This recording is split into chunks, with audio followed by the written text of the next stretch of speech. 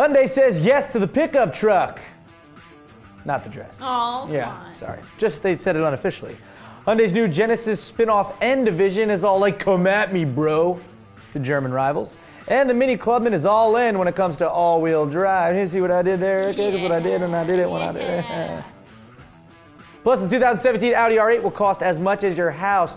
Well, you know what? That actually depends on the housing market of where you live in the country, because a lot of times it's a lot less. I mean, well, let's not get into it. Also, we have your FLD question of the day. Not yours, AK. We're like one person that's watching. Yeah. Hey, what's going on, everybody? You know me. I'm Derek D. And this is a show, Fast Lane Daily, and it's like the Energizer Bunny. It just keeps going and going and going and going.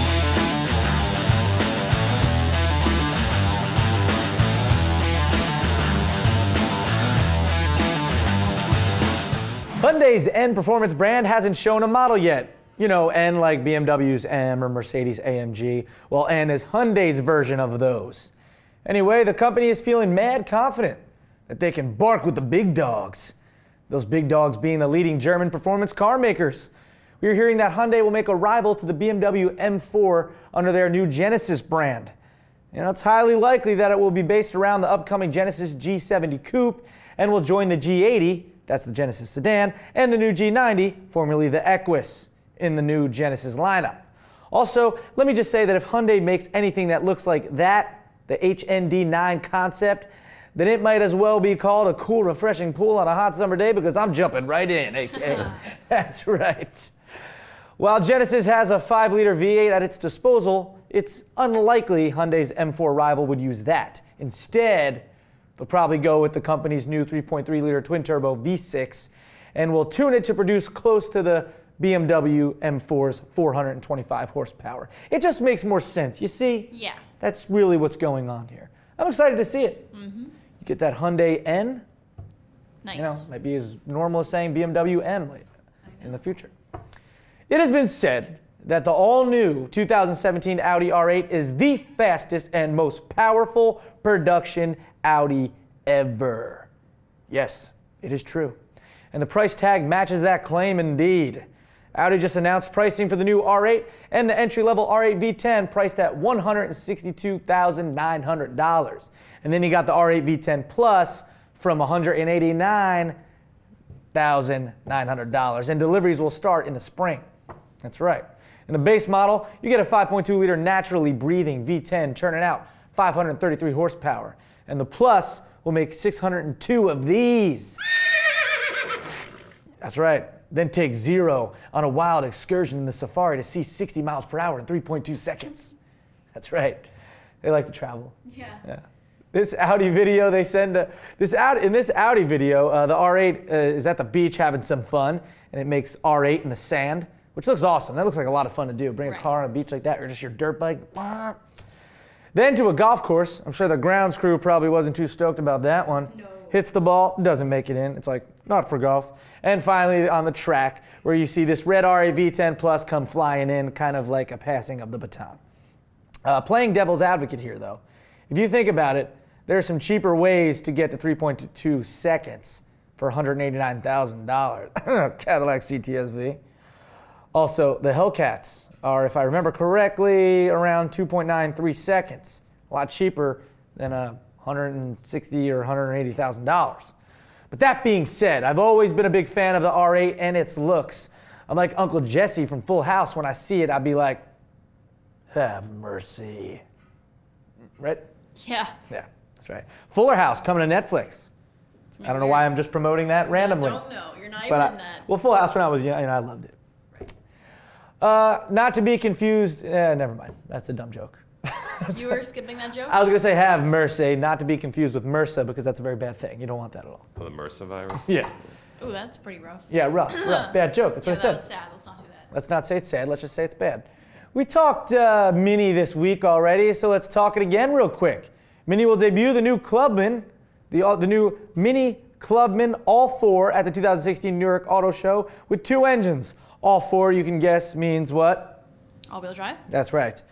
Those engines are a 1.5-liter turbo 3-cylinder with 134 horsepower on the Cooper and a 2-liter turbo 4-jammer with 189 horsepower on the Cooper S. A little more pep in the step. Production has already started, and the first deliveries will reach retailers nationwide in April. You know what the story is here? 4 dudes, AK, they rolled up to a small club. Yeah, it was a very tiny club. And the bouncer said to the one guy, all 4 of you trying to get into my mini club? Come on, man. Get it? But it was packed and it couldn't fit. Then that bouncer became the owner of Mini. End of stupid fake story. Great. Yeah. You can't, all 4 of you can't come into my mini club, man. Nope. Can't do it. Are you a big fan of the Hyundai Santa Cruz pickup truck concept? Santa Cruz. Right. Santa Cruz. Yep. Well, I bear good news. It's going to production. That's right. Hyundai hasn't officially announced it, but trust me on this, okay? Speaking to Australian press at the Detroit Auto Show, Hyundai USA CEO Dave Zukowski said that he was still waiting on a decision for when the official announcement would be made, but that there isn't a question of whether or not the Santa Cruz is going to head to production, because it is. They just didn't say when yet. Dave Zukowski. Isn't it like the same name, the last name? Isn't that the same last name the little girl in Monsters, Inc. says? Is it? Mike Wazowski. Oh, Mike Wazowski. Yeah, close. Mike Wazowski. Yeah. That's right. No, that was close. All right, let's get into your FLD question of the day. Is that right, AK? I'm gonna get right into it. Yeah. This one comes from big FLD fan Braden Rain. Braden, that's my nephew's name. Nice. So take it away, man. Hey Derek and the FLD crew. How you doing today? Well, I'm doing well. Appreciate it. Yeah, just in the middle of a show. You know, the usual. How about yourself? I'm doing all right. Thanks for asking, Derek. All right, good to hear. So I'm standing here in front of this wrecked Pontiac G5, which I picked up at an auction. Right. I'm gonna fix it up. It has been in an accident, had front end damage. A wrecked Pontiac G5, huh? Which is basically the same as a Chevy Cobalt, FYI. Here's a Cobalt and here's a G5. But you said it was in an accident and had some front end damage. So you basically bought it at an auction to fix up and be your project car. Well, good for you, man. So what is your FLD question of the day? Do you or would you trust a vehicle that has been in an accident or recently damaged, but has been licensed and insured and inspected properly? Interesting. So paraphrasing your question, you asked, would you trust a car that has been in an accident or recently damaged, but has had all the proper documents to go along with it? By trust, I'm assuming he means trust it to buy and fix up, I guess, yourself, of course. Well, before we answer, what about you, Braden? Because me, I personally prefer it to do it this way, because especially if I do the work myself, because it basically forces you to do maintenance on the car to fix or replace broken parts, worn out parts, in order to pass certain safety regulations and inspections. Okay. He then went on to say some people would be totally against this because the car has been structurally damaged, and that's a no-go. So here's my take on this, me personally. If it was a very old car, a classic car, or something like that, which has been damaged but definitely worth putting the time and money in to fix it, then yeah, I probably would do it. Also, if it's a newer car and it's just a lot of cosmetic damage, still runs, but the person who owned it just wants to get rid of it anyway because they don't want to deal with fixing it, then yeah, that might be worth it as well. But honestly, on a more modern car that has been in a car accident, even with all the proper documents and stuff and the Carfax, whatever you want, especially if the chassis has been bent or compromised in any way, you know, whether it was compromised in the past and even fixed, that's still, I'd shy away from that. Now, on the other hand, if you're like Braden here and you get a car that has been in an accident and everything checks out document-wise, it hasn't been in a flood, no damage to the actual structure of the car, and you want to just fix all the cosmetic and engine components yourself, if you're capable of doing that, then more power to you. Plus, you can tell from this video that he has access to a garage to work on, so to work on the car in as well, which is a huge plus. Not everyone has that. So there's my take on that. AK, what would you do? When we mentioned structural damage, if it's like a mashed-in door, Yeah. maybe, but like a bent chassis or like some major rebending, NFW, Derek D. Yeah, NFW. I feel like it's more of for someone just wants a project car. Yeah, maybe Mess then around. too. But Yeah. I'm not, I've heard too many stories of people, I mean, even with documentation, Yeah. You want the alignments. Once it's bent, to me, it's been bent, even Yeah. if it's bent back. Compromised. Yeah, compromised. Yeah. Erica, you fixing up any cars anytime soon? No, because it's not my thing. But, obviously the same thing. If it was cosmetic damage, whatever, but if it's like structural stuff, that's definitely too risky. Yeah, if you could get a great deal on it for not a lot of money and it's just like the 2 doors are bashed and you replace both doors, that could be something. So, yeah, there you go. Anything else, Braden?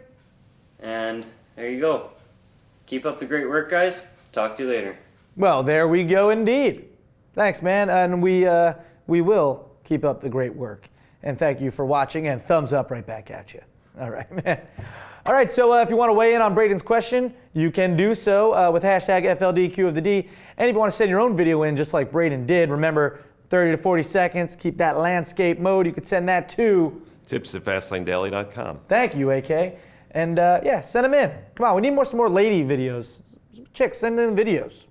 Come on, we're running short on some, so send them on in, and we appreciate it. And that is also going to do it for Fastlane Daily today. I'm Derek D. Thanks for watching, everybody. Please remember to subscribe and follow us on social media. And you know what? Feel free to follow me on social media. Look, I'm right there. Look, I'm on Snapchat. I'm on all that stuff. Check me out. I put up some fun stuff. Right, Erica? Snap some funny things. Sure. She's trying to. I do. Come on, it's fun. Just follow me, guys. I'm a cool dude. I'm like your bro. Come on. All right. Hyundai's new Genesis spinoff N division is all like, come at me, bro, to its German rivals. And the Mini Clubman is all in when. I messed up. Hey, what's going on, everybody? You know me, I'm Derek D, and this is a show, Fastlane Daily. And it's like the Energizer.